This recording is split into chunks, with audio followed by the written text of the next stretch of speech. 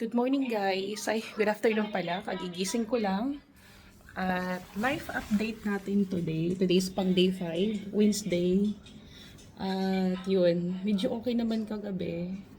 Nakatulog na ako ng mahimbing kasi nga wala na kaming masyadong narinig. Kaya magpapa-thank you Lord talaga tayo.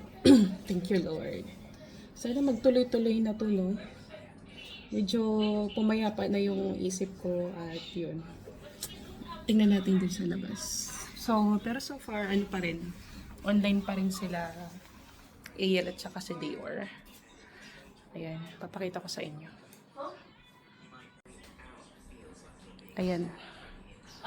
Nasira yung laptop ni AL, kaya cellphone ang gamit. Nabagsak niya kahapon. Tapos ayan naman si Daddy, online lang siya.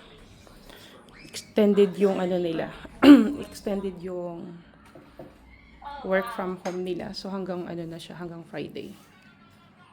Tapos si Dior, di ba? Naka-uniform sa taas, tas naka-pants lang sa pambaba. So, pasilip ko sa inyo yung bintana namin. Yan. Ang tahimik. Pero kasi pinagbabawal pa rin lumabas sa ganitong oras, ganitong mga panahon. Hindi pa rin ina-allowed lumabas. Kaya nandito lang kami sa bahay. Walang masyadong tao doon. Pero naka-ready lang din yung mga gamit namin dito. Ayan, naka-ready na siya. Anytime, ready din naman kami for pick up na lang siya. Mas okay na yung maging handa kaysa pa-relax lang. So ayun, nandito ako sa may bintana. Yun yung life update namin today. Sa mga nag-aalala dyan, huwag masyadong mag-aalala kasi okay naman kami dito at okay naman yung government ng UAE. Talagang magagaling sila. Nasasalo nila agad yung mga pinapadalang missiles na intercept naman nila kagad. Ganun siya ka-high-tech dito sa UAE. Ang galing. Medyo nakakaano lang din, nakakatuwa kasi nandito kami sa bansang maayos at lalo na sa mga pagdating sa mga ganito talagang sinisecure nila yung safety ng mga tao dito.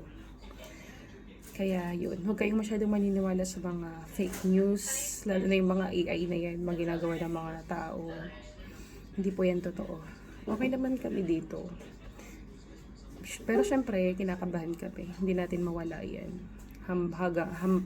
Hanggat may naririnig tayong mga paputok, tapos may mga balita. So, tuloy-tuloy lang yung prayer. Mag-pray lang tayo at sana mawala na at maging maayos ng lahat.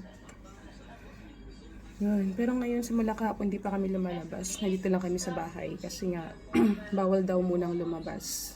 At saka kapag may nakitang lumabas ay may fine ata. Kaya sa bahay muna tayo for our safety na din. So, yun lang. Hanggang dito na lang. Ito muna yung life update natin today. Thank you for watching. Bye!